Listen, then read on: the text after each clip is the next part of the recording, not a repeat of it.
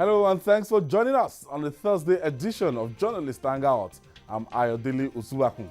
Today on the program, Supreme Court upholds elections of Abia, Delta, Taraba and Niger Governors as 7 others await fate. Inspector General of Police OK Southwest Security Outfits Operation Amotekun as House of Representatives moves to enforce installation of CCTVs in 36 states of Nigeria. And later on the show, Army launches offensive against bandits in Jibia, Katsina State, as 4 custom men get abducted at Dan-Bedi village. I'll be hanging out with Mobolade Omonijo and Chris Kende Wando. So if you're ready, let the hangout start now.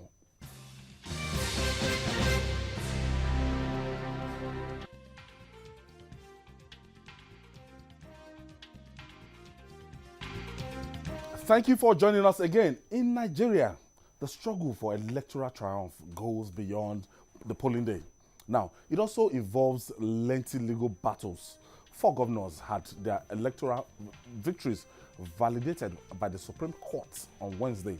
The apex court, presided over by Justice Bode Vival, upheld the elections of Governor Okeze Bayazu of Abia State, Ifeanyi Okowa of Delta State, Darius Ishaku of Taraba State, and Sani Bello of Niger State, after ruling that the petition against them lack merit.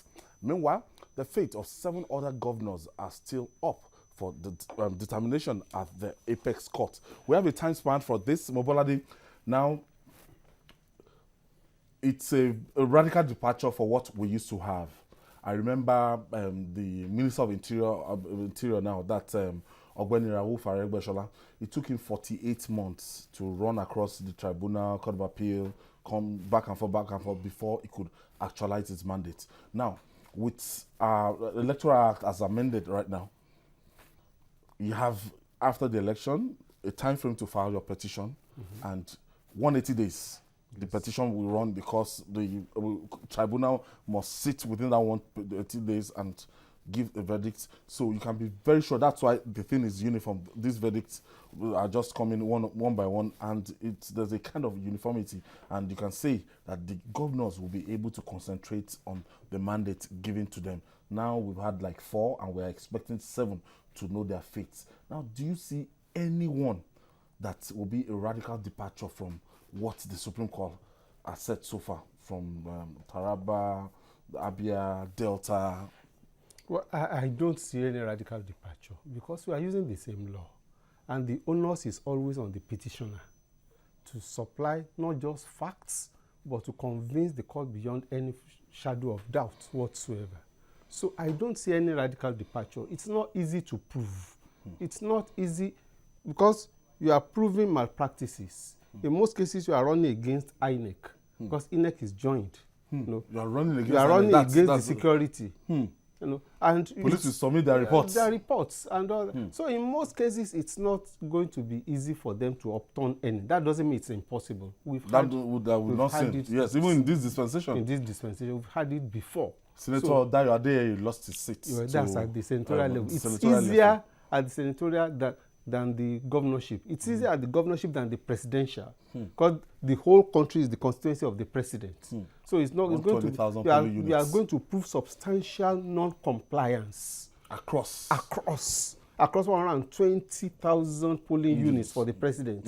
Then at the state level, the 3 senatorial districts, all of them. So it's not going to be easy. It's not enough for you to show that yes, in some that even you had overvoting. Yes, if you remove those ones, if you allege, you must prove. But there are some that may take Sokoto. I don't see them upturning it. But the difference between votes is just about 400 votes. So if you knock out anything, you could just upturn the balance if you have. Then you have in Bauchi, for example, the difference is about 4,000 votes. Those are the only places that, because in many cases, like this in Kogi is not part of this anyway. In Kogi, for example, where they have managed to perfect their acts, and you have so wide a difference. If you knock out the whole of one senatorial district, you still have the other man leading. So those are the kind of things that they did in most of the places. You know, you have Plateau is still pending. You have Bauchi pending. You have Kano pending. You have Sokoto pending. You have Benue pending. You have Imo pending. Those are the ones that are the 7: Adamawa, Bauchi, Benue, Imo, Kano, and Plateau. Those are the 7 that are pending now. I don't see any radical departure. The Supreme Court is not where you prove your case. The Supreme Court, you have argued your case at the tribunal level. All the evidences have been submitted there. It's only when questions of law came up that the Supreme Court can say, well, let's err on the side of caution. Otherwise, in most cases, the case is gone. You are not coming to argue anything afresh. You are not adducing any fresh evidence at the Supreme Court. All the cases have been proved there. Then it went to the appeal court again. The appeal court also had given its own verdict. So I don't think that there may be so much, but I'm looking at essentially maybe Bauchi and Sokoto because of the closeness of the gap. That's the only thing that people have. TKN, as a budding legal practitioner, when you look at the responsibility of those people going to courts and, you know, the onus of proof lies in the hand of the petitioner. Now we have Adamawa, Bauchi, Benue, Imo, Kano, Plateau, and Sokoto to go. Now, do you see anything, you know, departure from what's the states that has been decided? Akwa Ibom has been decided, Ebonyi State, Kaduna, Katsina, Lagos, Nasarawa, Ogun, Oyo, and River State. Just as you rightly said, I don't see any departure from what is going on presently. More so, if you come to realize, that is why most often than not, the governors or candidates always try as much as possible to make sure that they win the election. Once you win the election, then the onus is on your opponent to be able to prove his case. And apart win from at that, all costs. yes, that at all costs, at whatever on election cost. day. Yes, at whatever cost. So that is why allow that person to go to but court. you always hear the language. You go to court and approve your case. Then that is one. On the other side is also the fact that winning an election as a governor, that gives you a lot of war chest in terms of finances. Do you understand what I'm trying to say? You have the state force. Yes, you have the state force. You have the state force at your disposal. Your opponent will be running around to make money, to hire as many senior advocates of Nigeria as possible. But for him, the man is nothing is coming out of his pocket. It's the state force. Once the allocation comes, he allocates and just get as many as. So it becomes a very, very difficult. That is. Then third part is also getting your witnesses to come and testify on your behalf. It's always very difficult. So yeah, because I want to ask you again, how crucial, because I've been covering judiciary now for close to 15 years. Yes, please. How crucial will your lawyer be to your case? To be able to deliver? To be able to. However bad that case is, to be able to prove the case in court. Yes, as a student of law, what we have always been told in school is that no matter how bad a case is, it is your duty to be able to, you must take it as a lawyer. You don't have a right to say, no, that this is the type of case I'm not going to take or not. No, even that is why you even see armed robbers, kidnappers, look at, what's his name, Evan. Even at the point of his confession and arrest, they will still have somebody defending. That is law for you. Then there are two aspects of it. At times, some lawyers cleverly will know that this will not fly. Definitely, they will know that this will not fly. But they have a mandate to make their money. Where is he going to make his money? But you also realize that most often than not, it is not only for the lawyer, it is the judge that determines the technicality. A single technicality can knock off whatever, even with the best of lawyers you have. And someone like Gani, where he was somebody that used that a lot when he was what he was. Yes, you saw. I know that in law there was a case between Gani and then FRA.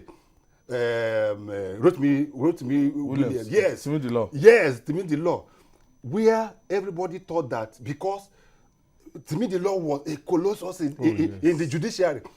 If he comes to the court, no judge, no matter whoever, no matter high ranking or whatever, that will not shiver and rest of them. But will you believe that there was a particular case that Gani pinned him to the wall, that he was what? It was a case that Timi the law thought that he had won. But when Gani brought the technicalities and the rest of them, and so most often than not, it is not actually your witnesses or whatever. It could also depend on your lawyer. We have a very good lawyer that can please. That is why you see some governors will win at the tribunal. When they go to Supreme Court, they lose.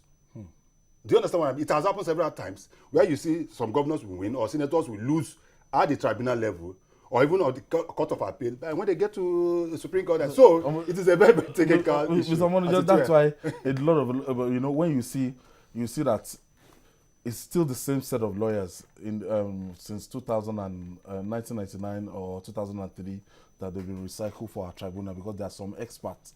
When you're talking about Yusuf Ali SAN, talking about Wole Olanipeku SAN, there's some Ni Akitola SAN, what's his name? Alex SAN. There's some guys, particularly that's their area of strength, and they can spin things around for you. Well, people have different specialties. Law is a very broad thing. It is. Just as you have lawyers who specialize in corporate matters, who in commercial matters, and they're the people you want to run to.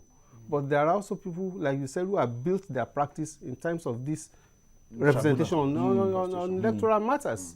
They've had the reputation and they have had the experience. They know what to consult. They are not starting almost anything. Wole Olanipeku has been at Supreme Court on all issues, as it were. He probably will not have to go for any new thing. Once he looks at the case, he knows what to look for, what to use, and all that, so to say. So you have people like that. It's like that in almost all aspects of law, as it were. Then, like you were saying, lawyers mean a lot in some cases. He was citing the example of FRA versus Ganifa in court. It was a question of libel at the Newswatch. Yes. Gani was the lawyer for Newswatch, and it was clear. And FRA was going to intimidate everybody with his stature, with his background. He had been called to the bar since 1943, and he's been there.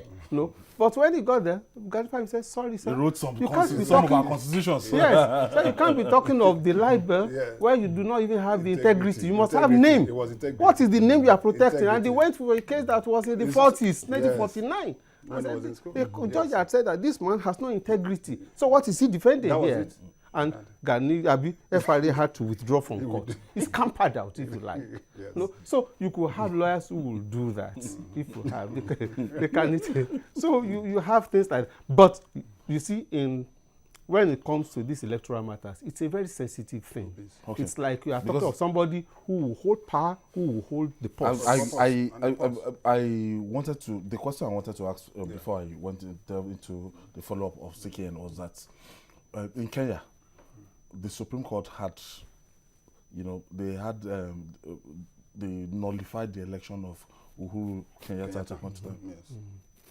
If you remember. Yes. And they had to, do you understand? And they had to go for a fresh poll and everything. Yes. Now, since we've started our exercise, the Supreme Court of Nigeria, I was told that, we've not that I was told, we've not seen any presidential election for substantial non-compliance and everything that has been nullified. Yes, now, a lot of people will say that they mix a little bit of political expediency and law together. There are sociological factors, even when you are talking about the law. But the fact that it happened in Kenya does not mean it will happen here. Now, let's look at it. In 1999, it was Olufalaye versus Olusegun Obasanjo, the matter. When they got to court, Falaye knew that there was going to be trouble going to malpractices. So he limited it. He was a member of secret cult and all those things. I didn't expect it to fly, to go much. He wasn't talking about, he knew there were malpractices. He knew there were, but he couldn't delve into that. He knew the time would not allow him to do much of that. So he went into other ancillary matters, and it didn't really fly. When you had General Buhari was the next running mate against Obasanjo, who was second, 2003, 2007. He was, but he was too sectional at that moment. The party that he was running on was not strong in the south.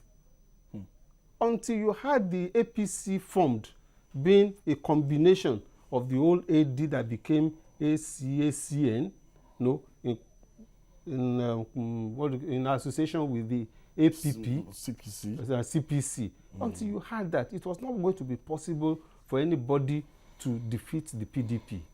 No. So you now had them going across the country and able to stand up the spread to be able to do that. And that was why you had the APC able to defeat the incumbent in 2015. It was also a milestone. It's not something we had had before. We defeated they defeated the incumbent then, and that was a step forward. It is true that the court did not have to do the job.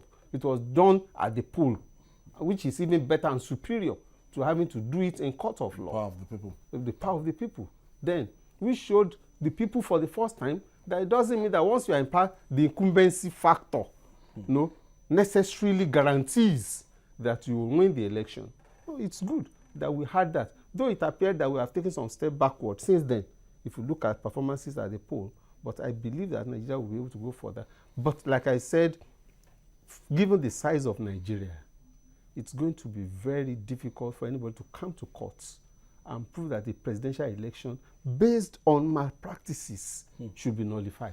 Taking a bit for that bit, there was a time, one of the petition, I think it was Buhari versus Obasanjo too, that we got something very close. The decision was Buhari versus Yar'Adua, 2007. 4-3. They had Justice Ogutade. You remember, it was close, 4-3. But taking it further than that, the problem we have... Sorry, before you go on. Yes. Even that one was still not really based on... No, it wasn't based on malpractices. Malpractices. It was I think it was the use of ballot papers. Something that was meant for one that was not numbered. That was not numbered. That's what I'm saying. Those were technical. It was technical. It was 4-3. It could have been the other way. So if it had been 4 for him, then he would have. But the problem we have presently as it is that we don't have the total independence of the judiciary. That is the problem at hand. The judiciary, total independence. The judiciary still depends on the executive. Body language. Yes, not even body language. Yes, but in technical terms, what is the procedure? The judges of the Supreme Court will be nominated by the NJC. Yes. That is one. When they are nominated by the NJC, they will be forwarded to the National Assembly for them to be approved. Then the president. There have been instances where even the Chief Justice, 2 nominations are given to the president. The president will be the one to choose one out of the 2. How do you expect a Chief Justice of Nigeria that was chosen by a president to sit on judgment of the same president that participated in an election and the president? So that is part of the problem. Until we start having total independence of the judiciary, where the judiciary can take decision on its own, where the president cannot wake up one day and just push certain people to move to go against a sitting chief justice as we've had, all of them sit up. By the time you know there have been in this country where some justices of the Supreme Court, EFCC said we was going after them. Okay, let me take my first caller. Siken, Abayomi is calling us from Oyo State. Thank you for calling us. Good evening. Good evening, sir. Good evening, Abayomi. I just want to make a contribution about the discussion going on this evening.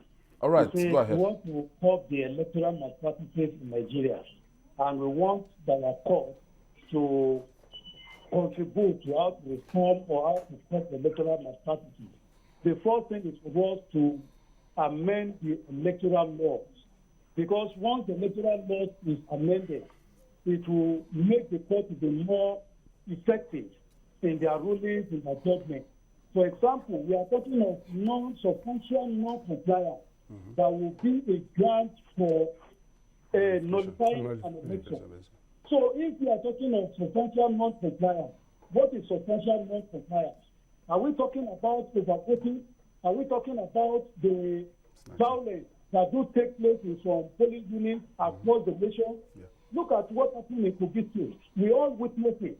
Look at what happened in some other states like Bayelsa and all the rest. Now, like 2007 we are talking about, during Yar'Adua and Buhari, the election petition at the Supreme Court. I remember that time, the only issues was that the ballot paper, the electoral law provided that the ballot paper must be serialized. Yes. And that ballot paper was not serialized. Yes. And based on that alone, the election was supposed to be nullified. Yes. But 4 against 3, they affirmed that election. So that. Thank you, Mr. Abayomi. Thank you. We have limited time, but thank you for your brilliant submission. Yes. And Bola, now, Obolade, when you look at the balance now, the All Progressive Congress is holding sway in 20 states.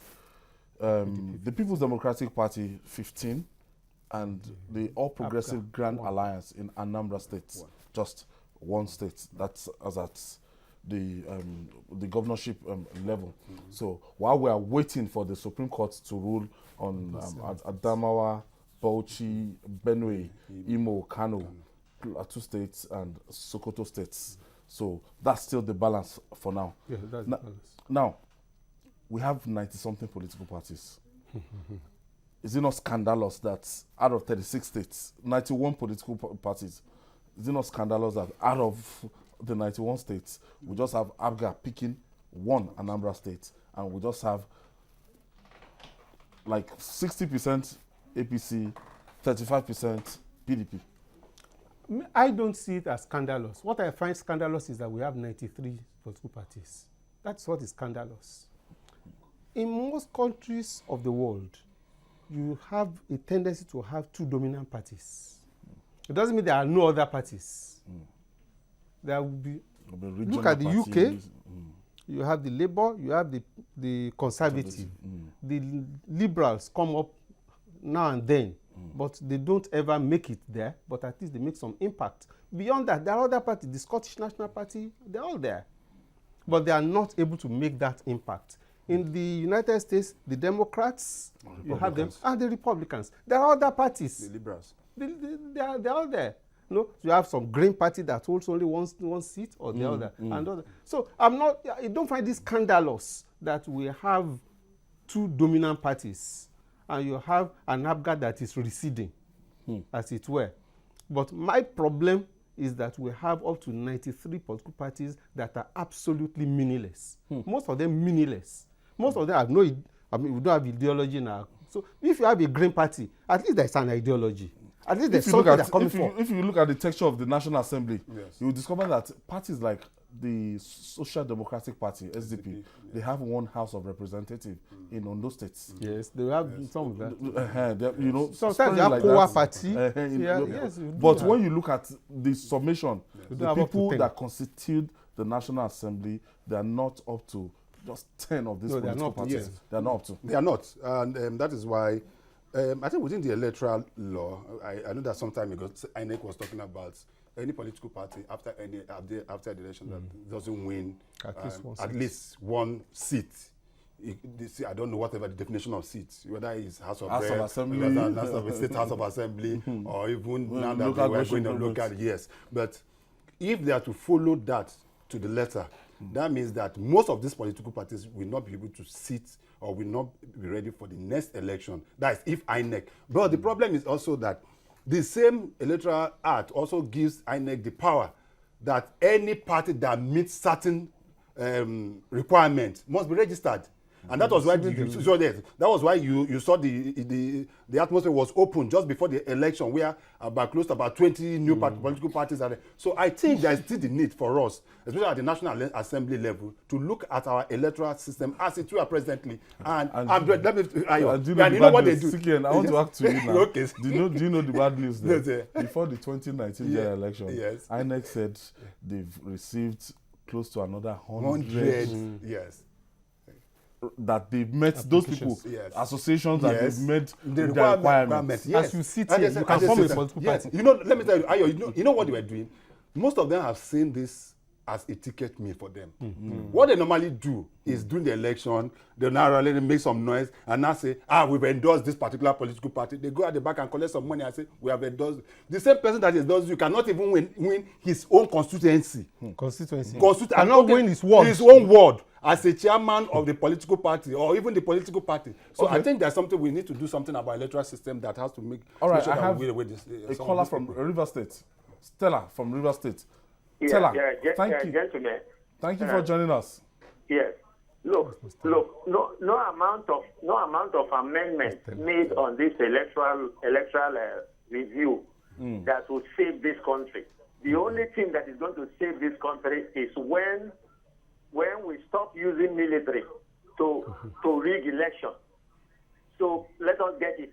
You should forget anything about electoral law, whatever.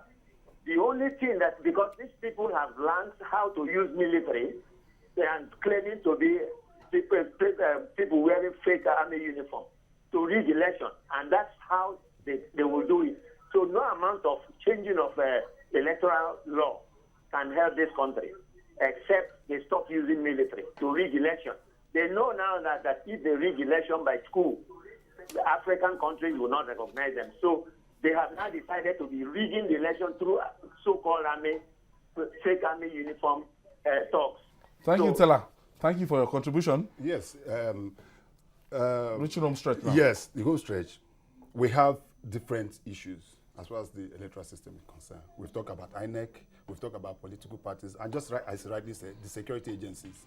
They are also a contributing factor. Oh, yes. Very, very huge contributing factor to the problem we are having within our electoral system. Just as rightly said also, most often than not, until we're able to demilitarize our electoral system, a situation where we have to bring in the army, not just the police, we have a election in one state, and you bring in about 33,000 policemen, then army, then the civil defense and the paramilitary and the rest of them, and the whole place becomes so I totally agree with him, but the problem still remains that law must be reviewed, because that becomes that's the only thing. You don't go to the Supreme Court to say the security or no security. Those are not the issues. The issues you have to prove was there a breach within the electoral system, and what that has been proved or has not been proved, that determines whether a governor is or not.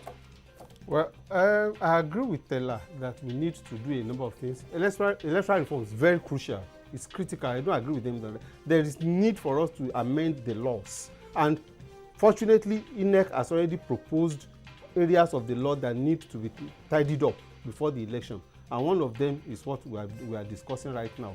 We need to do that quickly enough. We shouldn't allow it to be when it is 1 year to election, when there's tension in the system before you do that. This is the time to do that now. This is the time to do that now. Still to come, Nigeria's Inspector General of Police, Muhammad Adamu, OK Southwest Security Outfits, Operation Amotekun, as the House of Representatives moves to enforce installation of CCTVs in 36 states of Nigeria. We'll be right back after this time out. Stay with us. Welcome back. It's a multi-award winning program, Journalist Hangout. We're reaching you live from Television Continental here in Lagos, Nigeria. At Nigeria's independence in 1960, the Southwest region pioneered many developmental indices in the country. The region is now at the forefront of implementing a homegrown security strategy to curb criminalities. A special outfit, codenamed Operation Amotekun, which means Leopard, has received the nod of the Inspector General of Police, Muhammad Adamu. According to the report, the IG who gave his support for the launch of Amotekun after meeting with Governor Kayode Fayemi of Ekiti State insists that the operation must be in line with the national security policy. Another security strategy is in the offing as the House of Representatives has moved to enforce installation of CCTV cameras in the 36 states of Nigeria. Obolade, we ventured into this, and a Chinese company was contacted. Several millions of dollars were spent, I think, during General Olusegun Obasanjo, former President Olusegun Obasanjo's time, and maybe it was vandalized, maybe it was operational. But what I want to point out of this place, something that is as elementary as CCTV, that when you even go, not even to Europe or America, that's even African countries, that's standard security measure, that you have to have CCTV in public places, traffic lights, so many things. As at 2020, we can't boast of CCTV. Even developed states like Even in the federal capital. territory and Lagos, Nigeria. Yeah, it's unfortunate, it's shameful, but me, I'm not particularly impressed with the idea that the federal government wants to deploy CCTV in 36 states. It's not supposed to even be a federal government business. It's something that the states should be able to do. But the federal government is warehousing the funds, and the states don't have enough. I'm not saying they can't do better. Don't forget that the security architecture, the way it is, it's skewed towards the control of the federal government. Yeah, right that I'm saying. I agree. State police, I agree. Okay. I agree with that. But it still does not stop the states from even having the CCTV. Even if it's the police that will use it, houses have CCTV. If there's a break-in, you make the footage available to the police. I will send a and lot it aids investigation. Yeah. So it doesn't stop a state, if it has the funds, or local governments, if they have the funds, to install the CCTV. From strategic installations, strategic exactly. public places. We should have, so that you can monitor things and movements around such public places. We should have it. But I'm not too impressed with everything Abuja must do. Abuja must not do. Abuja is too far from the center of operation, such that in most cases, even when money is allocated, it goes into purses. But when people are, the closer it is to you, the better it is for the people to monitor and to ensure that it's functional. But where the federal government continues to have more than 52% of the declared distributable pool to itself, and the states have 26%, you are not going to be able to do much. For 36 states. For 36 states. And 26%. 26% and 24% to... And 20 to 774 local government areas. So what are we expecting? We need to look at that fiscal setup. We need to do at restructuring the fiscal setup of the country.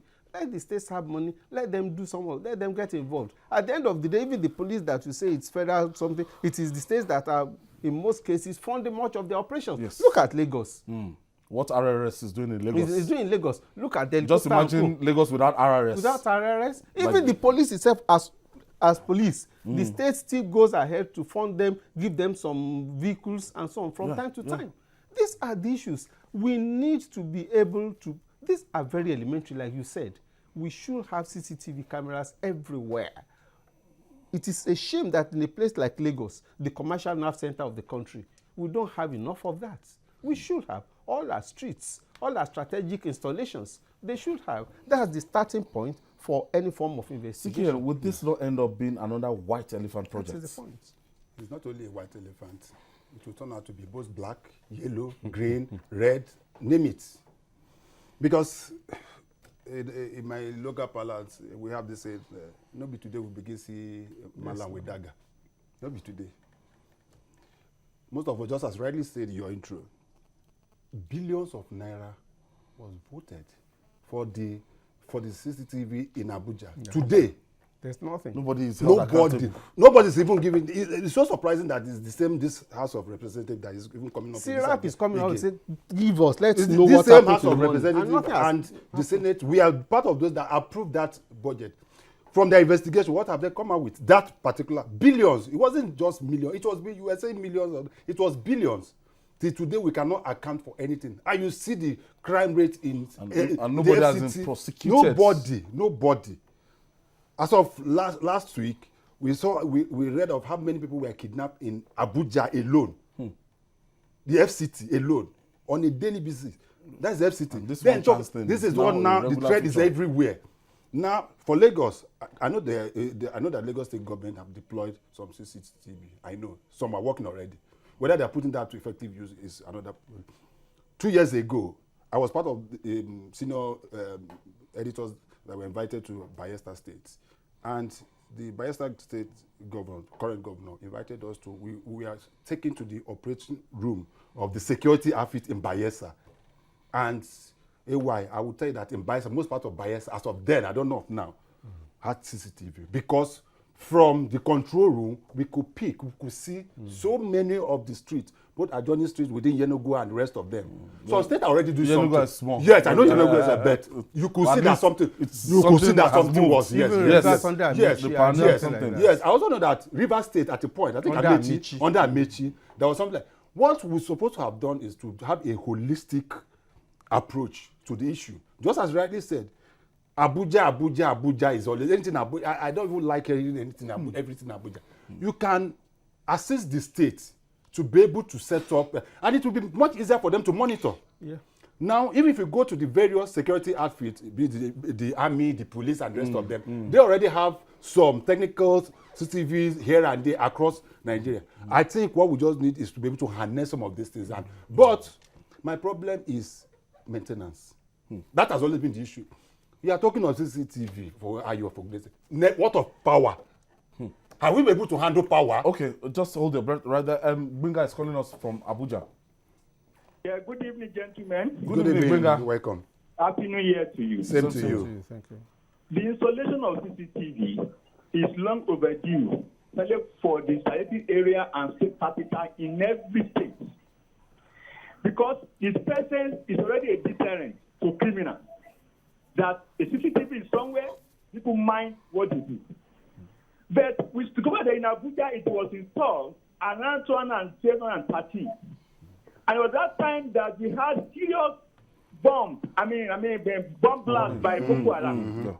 Up to today, no clip, 1 second clip of their movement or how they move will be produced by the The Yanya bomb blast. saying that you know about the installation, the workability.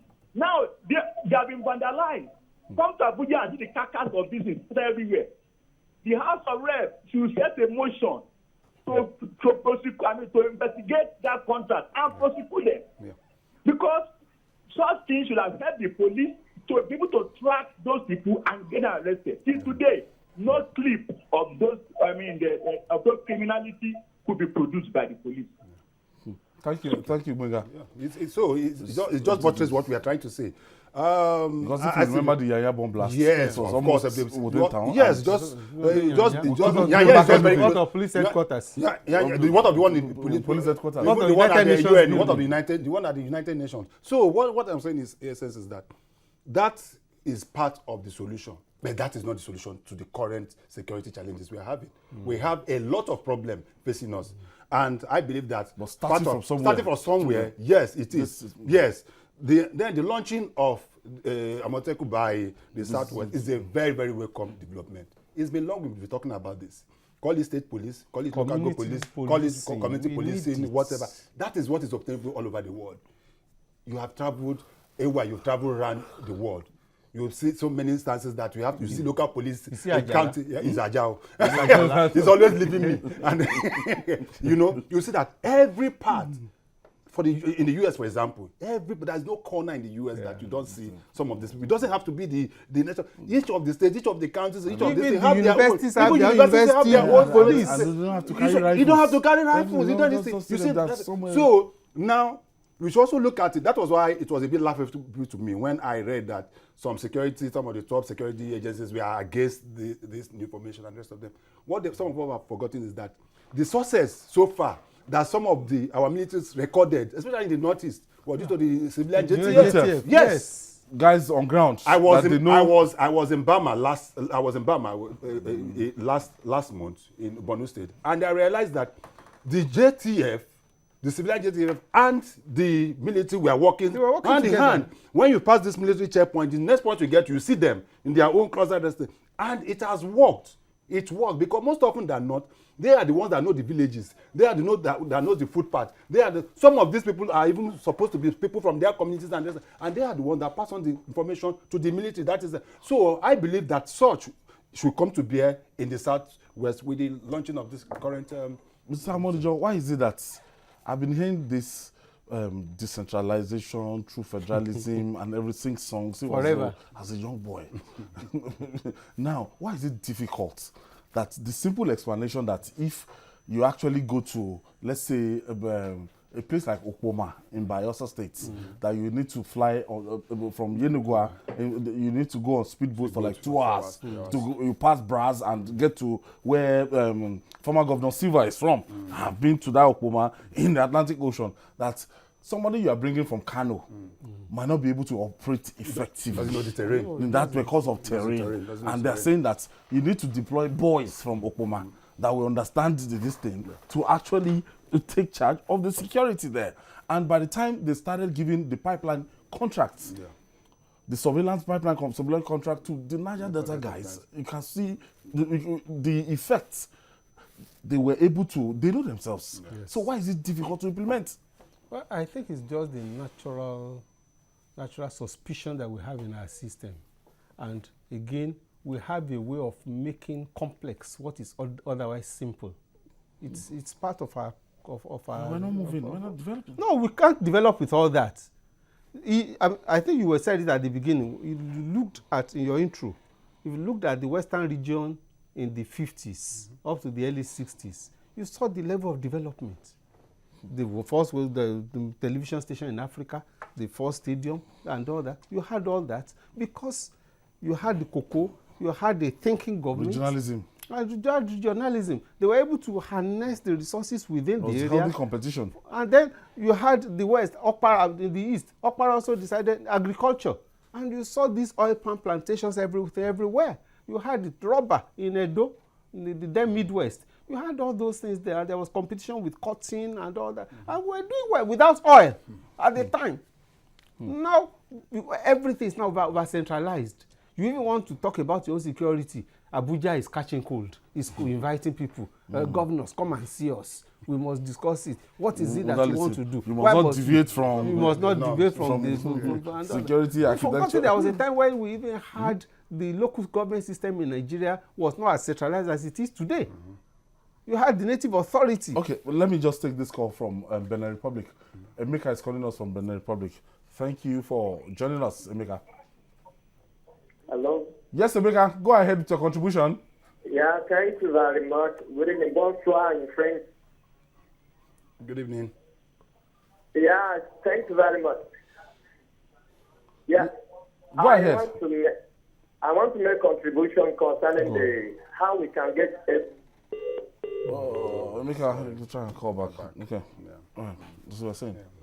I was saying there was a time in that second republic, the first republic, where you had the native authority, and they had the native authority police, and they were doing things that were local.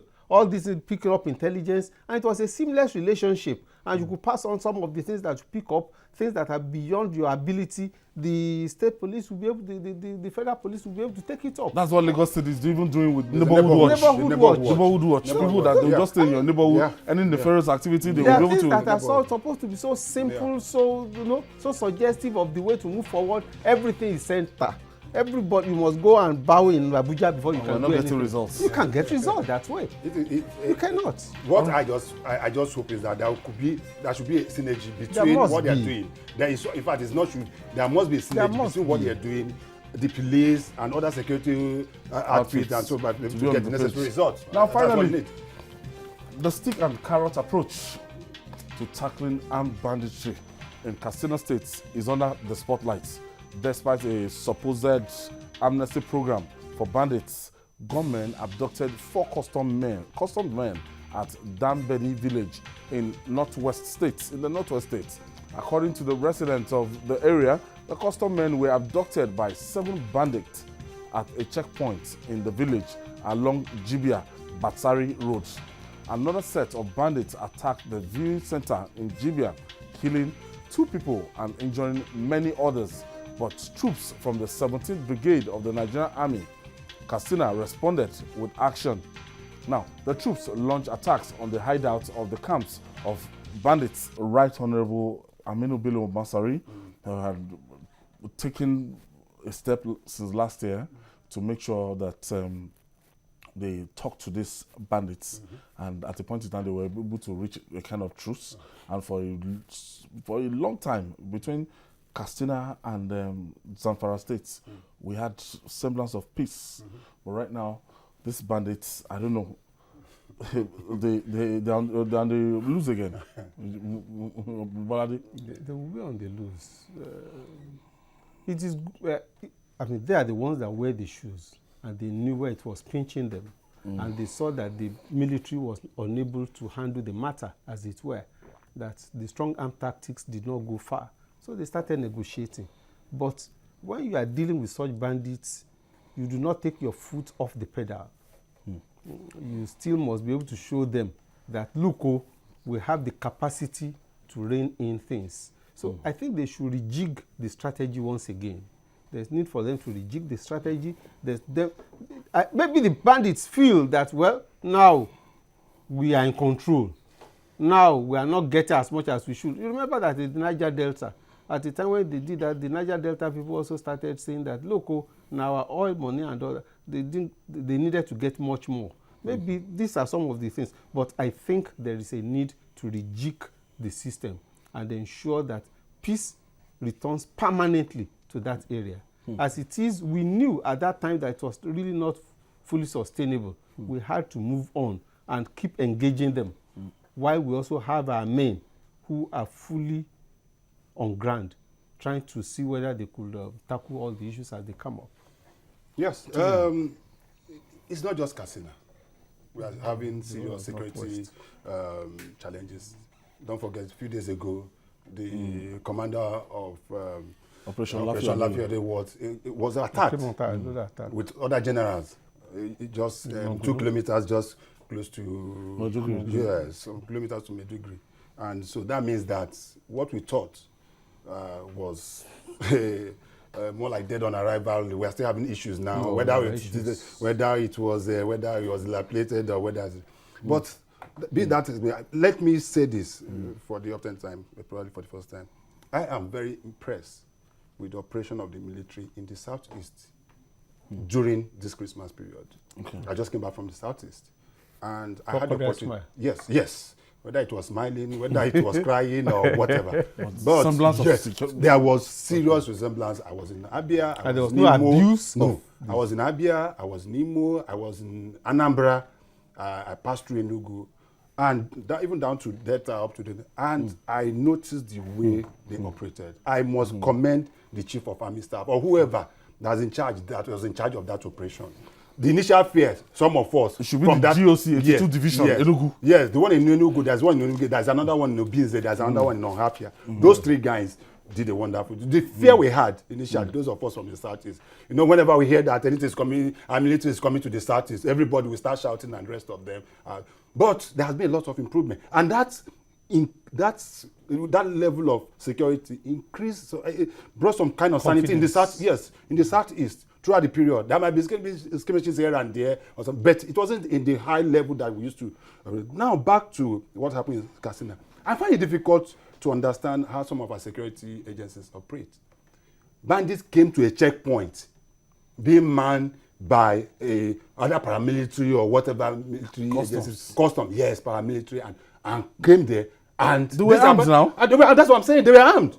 Because and they came there and just picked them like just they had their rifles. They had everything. So what does that mean? That means that, one, it could be an insider job, most often than not. When you see that happening, definitely somebody somewhere is dropping information here that could lead to that, because I don't see a reason why they could.